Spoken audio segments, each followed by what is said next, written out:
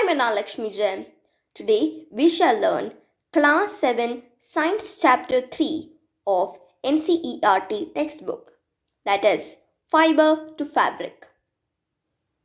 In Class 6 we learned about fabrics which we get from plants such as jute and cotton.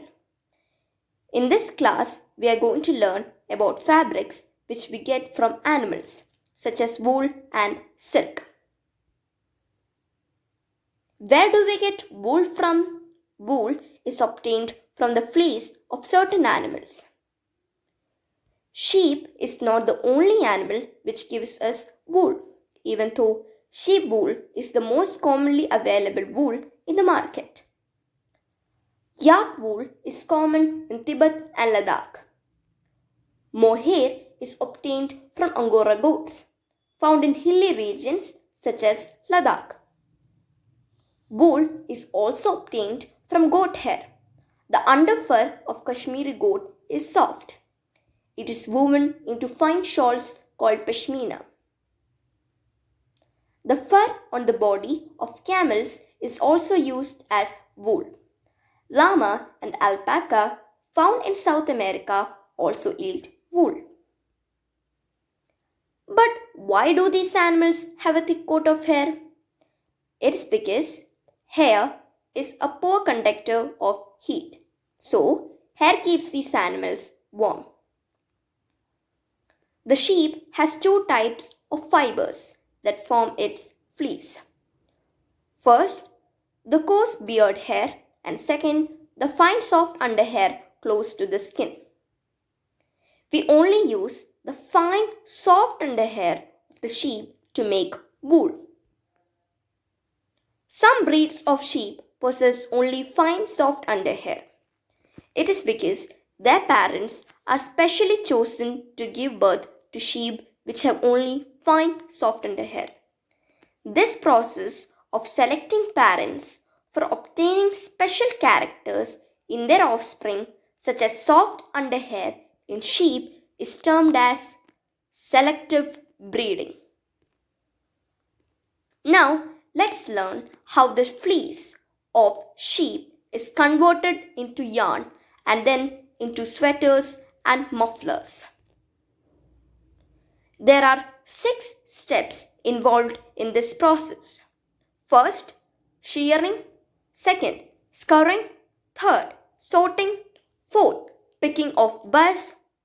Then, dyeing of fibers, and at last, rolling of wool. Let's learn all these steps in detail. First step is shearing. The fleece of the sheep, along with a thin layer of dead skin, is removed. Hair is usually saved during the hot weather. The sheared hair is washed to remove dirt, dust, or any kind of grease. Before, it was done manually, but nowadays scouring is done by machines. Third step is sorting. The separation of fleece is done according to different textures, colors, etc. It is done in factories. Picking of burrs. The fluffy fibers are picked out. The fibers are washed again and then dried. The fibers can be dyed in various colors, as the natural fleece of sheep and goats is black, brown, or white. At last, the 6th process, rolling of wool. Fibers are straightened, combed, and rolled into yarn. The longer fibers are made into wool for sweaters. Shorter fibers are spun and woven into cloth. Let's revise all these steps once again. First, shearing. Second, scouring. Third, sorting. Fourth, picking of burrs. Fifth, dyeing of fibers. And then sixth, rolling of wool.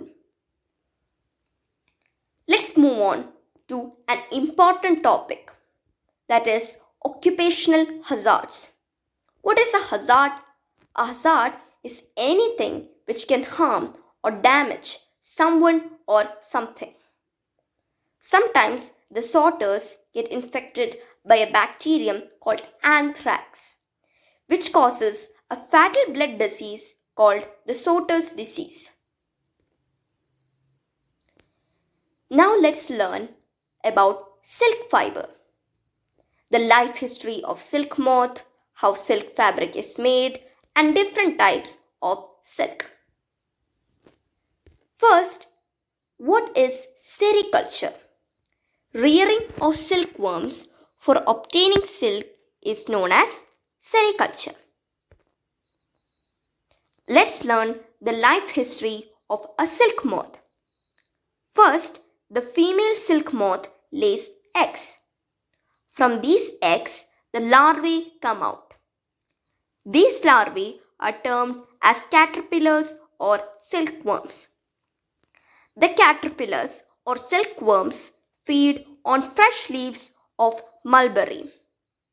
After this, the silkworm changes in size and then becomes a pupa. Pupa first weaves a covering to hold itself, which is termed as cocoon. The cocoon is made of protein. It develops inside the cocoon into moth. After this, it comes out as an adult female or male silk moth. Let's revise it. First, the female silk moth lays eggs. From these eggs, larvae come out. These larvae feed on fresh leaves of mulberry. Then, the larvae changes in size and then becomes a pupa. Pupa first weaves a covering to hold itself, termed as cocoon. It develops inside the cocoon into moth. Then, it comes out as an adult female or male silk moth. How is silk fabric made? First, cocoons are collected. Then, they are left under the hot sun or boiled for separating out silk fibers. After that, reeling of silk is done, the process of unwinding silk from a cocoon. Then, the spinning of silk fibers into threads is done.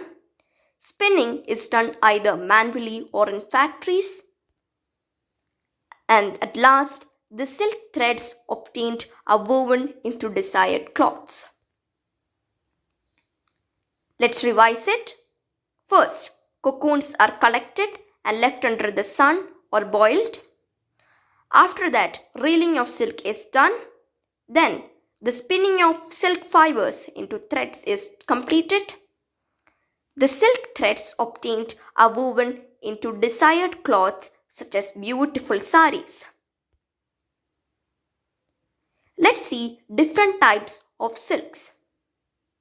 They are mulberry silk, tussar silk, eri silk, muga silk, etc. etc. Our third chapter of science is finished. If this video was informative, please subscribe to my channel and please like this video. Thank you.